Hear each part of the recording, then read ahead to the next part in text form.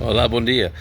On mobile data, the signal might not be brilliant, but I'm closer to the siren today, so we should really feel it in a moment or so, coming from the local bombero station, and that test alarm to tell us that, that we can make mean it's time to pause for a moment and let everything go from the morning. There it is.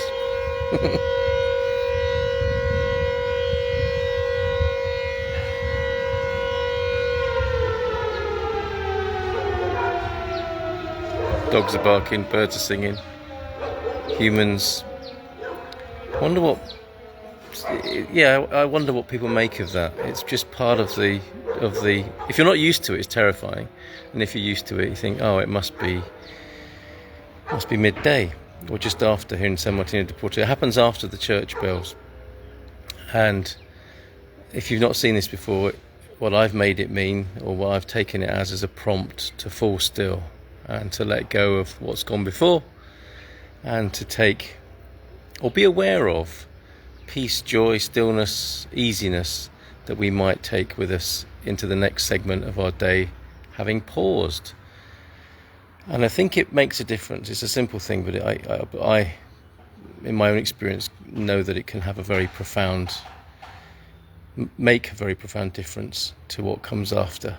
So good morning to you, Hugh. Only just, huh? I'm taking it, that's good morning in the Portuguese sense, and you haven't had your lunch yet. I know you're working hard, and I think you're finding this a useful little bit of punctuation in the day. Good to stop, good to regroup, and furthermore, how about we bring our attention from the outside world and more to the inner reality, or the immediate reality of being, which we can register by feeling the weight of the body on the chair, the pressure of the clothes on the skin, the breeze on the face perhaps,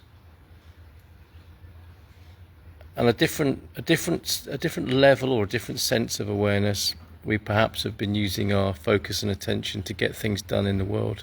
This morning I've been working, believe it or not, I've been working manually this morning.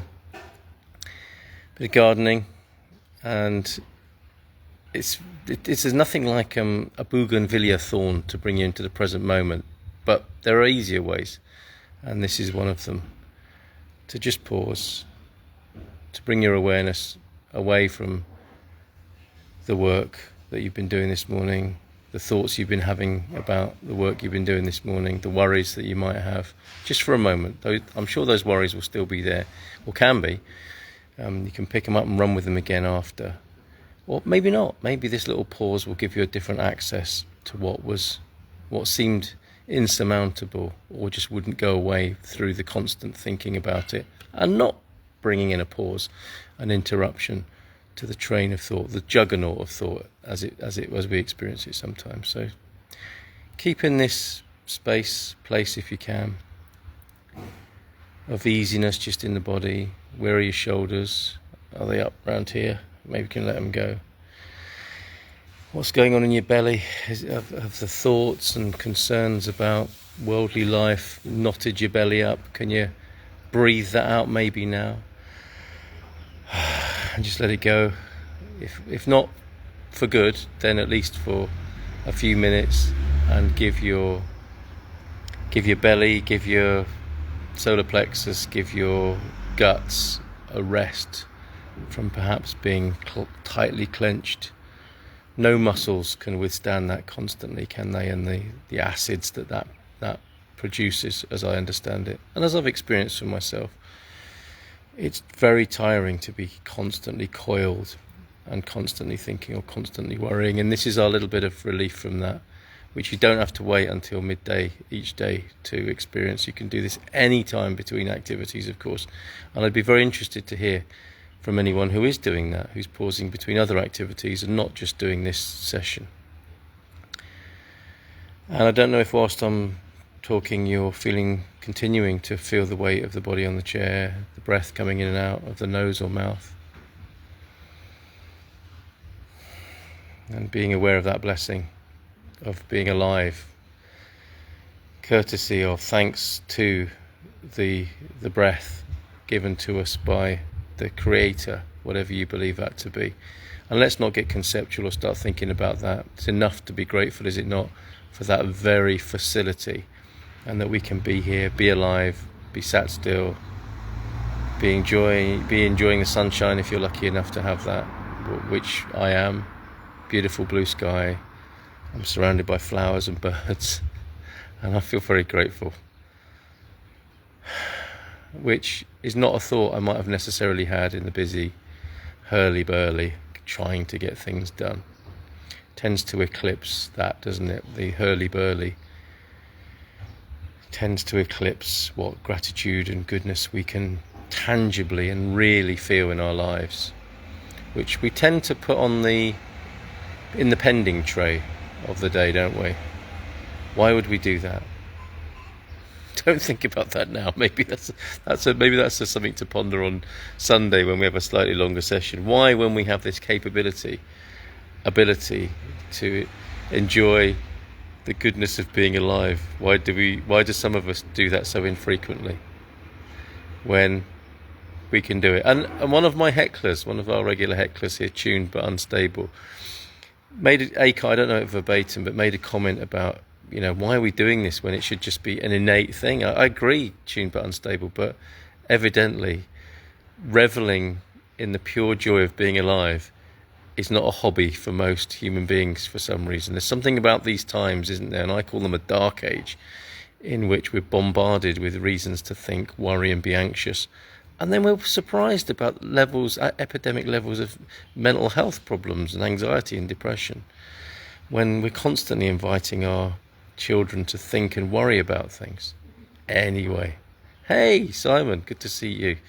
And I wonder if in the world of an OT, whether there's more emphasis on mindfulness and pure being. Thumbs up. Cheers, mate. Nice to see you. I hope all is well with you and your family. And perhaps you're taking a moment, feeling the weight of your body in the chair, feeling the clothes on the skin, hearing the words, but not taking them too seriously, not going into deep thought processes, but just allowing the words to bounce lightly on your eardrums and not be held onto or triggered or anything like that. Just easy does it, and enjoy the moment. But I'm very pleased to imagine we will be having a quiet moment together right now.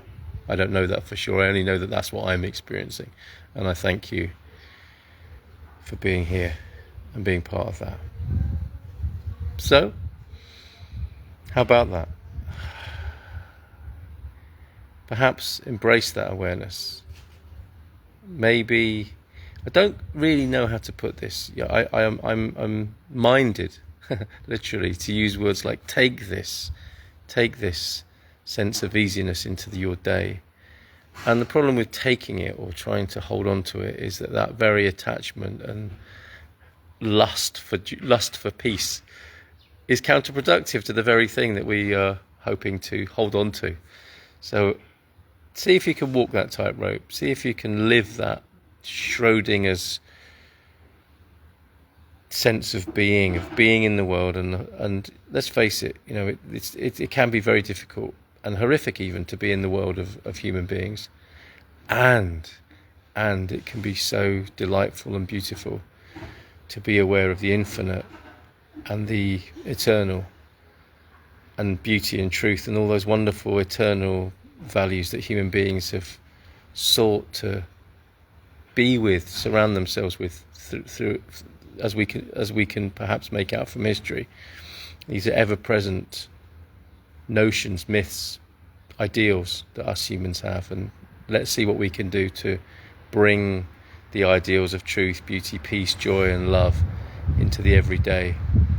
And it's a quantum effort. It's a Schrodinger's cat of a thing, whereby we might be present to the full horror of some of what the human world is about, and it seems quite obviously about that, doesn't it, at the moment? And that other part, the absolute beauty and eternity and truth from which it all emerged before that occurred or that occurs. So let's see what we can do with that, and be here again tomorrow. Thank you. I will return to my labours now and see what quantum awareness I can bring. If you read about it on the news, man implodes in Portuguese garden trying home DIY quantum theory experiment, you'll know exactly what's happened. Okay, bye for now. Go quantumly. Ciao, ciao.